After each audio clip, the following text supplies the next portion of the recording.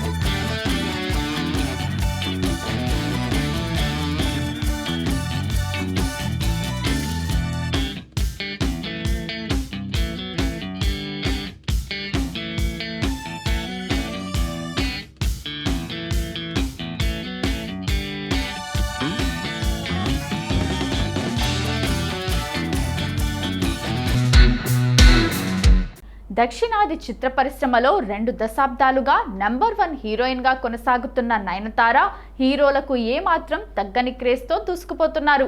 ఈ ఏడాది ఇప్పటికే భారీ విజయాన్ని అందుకున్న ఆమె ఇప్పుడు కన్నడ సూపర్ స్టార్ యష్ హీరోగా వస్తోన్న పాన్ ఇండియా చిత్రం టాక్సిక్లో కీలక పాత్ర పోషిస్తున్నారు. మార్చి 19న విడుదల కానున్న ఈ సినిమాలో నయనతార గంగా అనే పవర్ఫుల్ పాత్రలో నటిస్తున్నారు. గన్ పట్టుకుని స్టైలిష్గా కనిపిస్తున్న ఆమె ఫస్ట్ లుక్ పోస్టర్ ఇప్పటికే సోషల్ మీడియాలో సెన్సేషన్ క్రియేట్ చేసింది.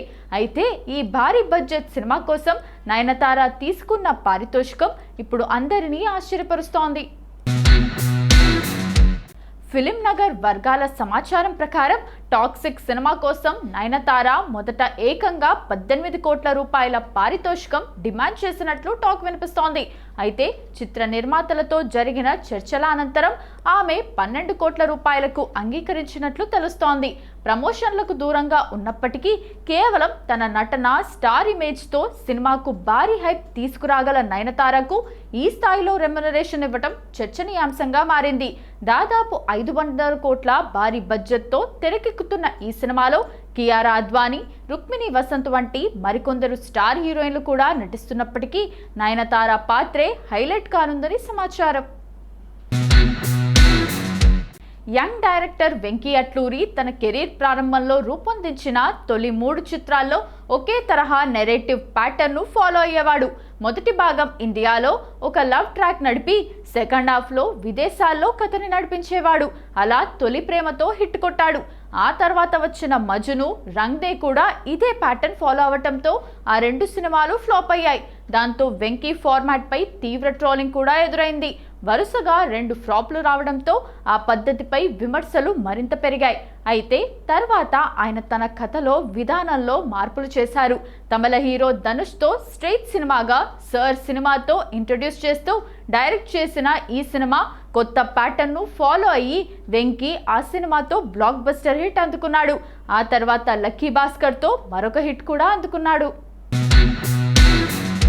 ఈ 2 సినిమాలతో ఒక కొత్త తరహా టేకింగ్ ను చూపిస్తూ భావోద్వేగాలకు ప్రాధాన్యత ఇస్తూ సమాజానికి సంబంధించిన అంశాలను చర్చిస్తూ రూపొందించిన ఈ సినిమాలు వెంకీకి మంచి విజయాలను అందించాయి. దీంతో దర్శకుడిగా ఆయనపై నమ్మకం మరింత బలపడింది. ఇక ఇప్పుడు లేటెస్ట్ గా విశ్వనాథ్ అండ్ సన్స్ పై ప్రేక్షకుల్లో భారీ అంచనాలు నెలకొన్నాయి.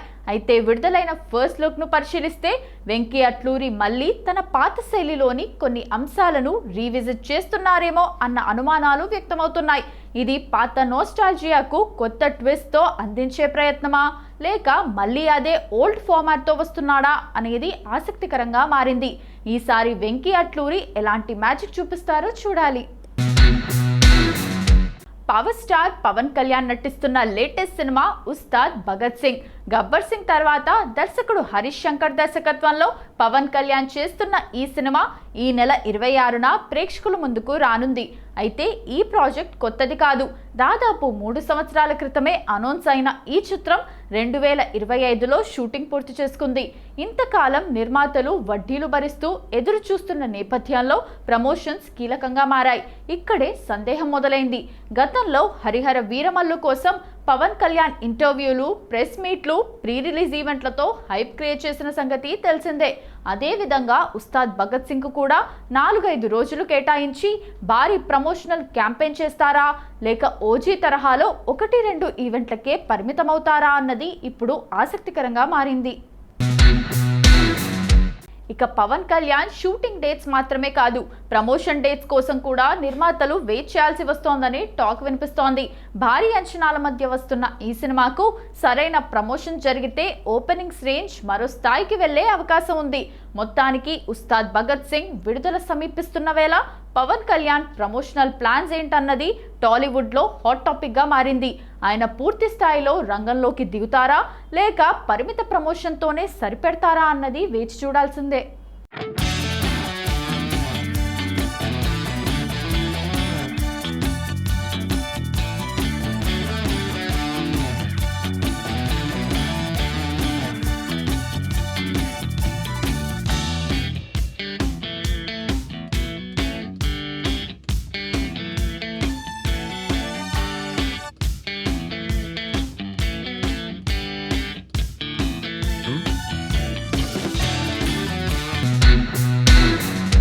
ఆ దర్శకుడు చేసినవి 2 సినిమాలు, కానీ యూత్ లో క్రేజ్ తెచ్చుకున్నాడు.